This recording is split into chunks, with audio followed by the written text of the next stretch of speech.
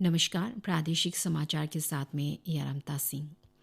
रक्षा अनुसंधान एवं विकास संगठन DRDO और भारतीय सेना ने कंधे से लॉन्च की जाने वाली स्वदेशी anti tank guided missile weapon प्रणाली का सफल परीक्षण किया।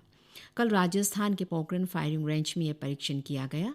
एंटी टैंक गाइडेड मिसाइल का दिन और रात में कभी भी इस्तेमाल किया जा सकता है। इसमें आधुनिक युद्ध टैंक को ध्वस्त करने की क्षमता है। रक्षा मंत्री राजनाथ सिंह ने प्रणाली के सफल परीक्षण के लिए DRDO और भारतीय सेना की प्रशंसा की है और इस कदम को उन्नत प्रौद्योगिकी आधारित रक्षा प्रणाली विकास में आत्मनिर्भरता की दिशा में एक महत्वपूर्ण कदम बताया है। राज्यपाल KT पटनायक ने लोंगते त्यौहार के उपलक्ष्य पर राज्यवासियों को शुभकामनाएं दी। उन्होंने आशा जताई कि निशी जनजाति जिस तरीके से अपने परंपरा को संजोए हुए हैं, उससे प्रदेश की सांस्कृतिक विविधता को संरक्षित बनाए रखने में मदद मिलेगी। अपने संदेश में राज्यपाल ने कहा कि लोंगते त्यौहार मनुष्य के कल्याण, जानवरों की प्रजनन क्षमता और गुणन पर बल देता है।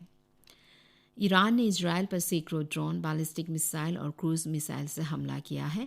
आज सुबह पूरे इजरायल में हवाई सायरन गूंजते रहे। यह पहला मौका है जब ईरान ने इजरायल पर सीधे तौर पर हमला किया है। इजरायल के सैन्य प्रवक्ता रियर एडमिरल डेनियल हागरी ने बताया कि ईरान ने जो ड्रोन और क्रूज तथा बैलिस्टिक मिसाइल छोड़ी, उनमें से अधिकतर को इजरायल की सीमा के बाहर ही नष्ट कर दिया गया। उन्होंने कहा कि युद्धक विमानों ने 10 से अधिक क्रूज मिसाइलों को मार गिराया।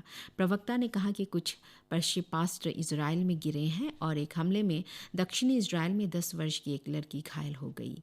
एक अन्य मिसाइल एक सैन्य अड्डे पर गिरा, जिससे मामूली क्षति पहुंची है। इजरायल की ओर भेजे गए कुछ ड्रोन को अमेरिकी बलों ने मार गिराया।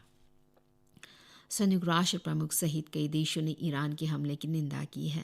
संयुक्त राष्ट्र महासचिव एंटोनियो गुतेरेस ने ईरान से हमले तुरंत रोकने की अपील की है। सीरिया में 1 अप्रैल को एक हमले में ईरान के 2 जनरल मारे गए थे। ईरान में इसके लिए इजरायल को दोषी ठहराया गया और बदले की कार्रवाई करने का संकल्प व्यक्त किया था।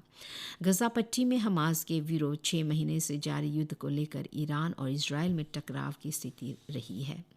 इस बीच ईरान में इजरायल से जुड़े एक वाणिज्यिक जहाज को कल हरमुज की खाड़ी में अपने नियंत्रण में ले लिया।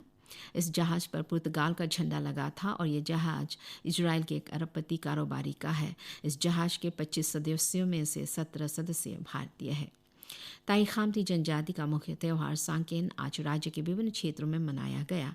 नमसाई के गोल्डन पगोड़ा में सांकेन त्यौहार में भाग लेते हुए मुख्यमंत्री पेमा खांडू ने इस पावन अवसर पर राज्यवासियों को सांकेन की शुभकामनाएं दी। श्री खांडू के साथ असम के मंत्री अशोक सिंघल, लद्दाख से सांसद जामयांग सेरिंग नामग्याल ने भी नमसाई में सांकेन का पर्व मनाया। वहीं राज्यपाल KT पटनायक ने भी सांकेन त्यौहार के अवसर पर लोगों को बधाई और शुभकामनाएं दी। भारतीय जनता पार्टी ने आज 2024 के लोकसभा चुनावों के लिए अपना घोषणा पत्र संकल्प पत्र जारी किया। नई दिल्ली में एक कार्यक्रम में पार्टी अध्यक्ष JP नड्डा ने पिछले 10 वर्षों में सरकार की उपलब्धियां गिनाई। कार्यक्रम के दौरान PM नरेंद्र मोदी ने भी अपनी सरकार की उपलब्धियों और अपने दृष्टिकोण पर प्रकाश डालते हुए विस्तार से बात की। श्री मोदी ने कहा कि BJP ने अपने घोषणा पत्र के हर बिंदु को गारंटी के तौर पर लागू किया है। उन्होंने कहा कि BJP का फोकस जीवन की गरिमा, जीवन की गुणवत्ता और निवेश के जरिए रोजगार पर है। मोदी ने कहा कि वो भारत को सभी उभरते क्षेत्रों का वैश्विक केंद्र बनाना चाहते हैं। राज्यपाल KT पटनायक ने बोहाग बिहू के पावन अवसर पर राज्यवासियों को शुभकामनाएं दी है। राज्यपाल ने प्रदेशवासियों की ओर से असम वासियों को भी बोहाग बिहू की शुभकामनाएं दी है। उन्होंने आशा जताई कि यह उत्सव सामंजस्यपूर्ण संबंधों और समृद्धि का दौर लेकर आएगा। इधर मुख्यमंत्री पेमा खांडू ने भी असम के लोगों को बोहाग बिहू की ढेर सारी शुभकामनाएं दी है। अपने सोशल मीडिया पोस्ट के जरिए श्री खांडू ने कहा कि यह दिन न सिर्फ असमिया नववर्ष की शुरुआत का प्रतीक है, बल्कि बसंत ऋतु के आगमन, नवीकरण और कायाकल्प की भी प्रतीक है। आंध्र प्रदेश के मुख्यमंत्री और YSR पार्टी प्रमुख जगन मोहन रेड्डी कल विजयवाड़ा में एक पत्थर लगने से घायल हो गए।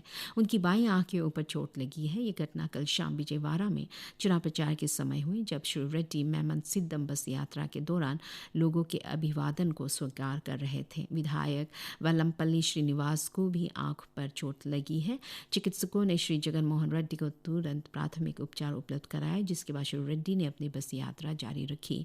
इसी के साथ ये समाचार बुलेटिन समाप्त होता है। नमस्कार।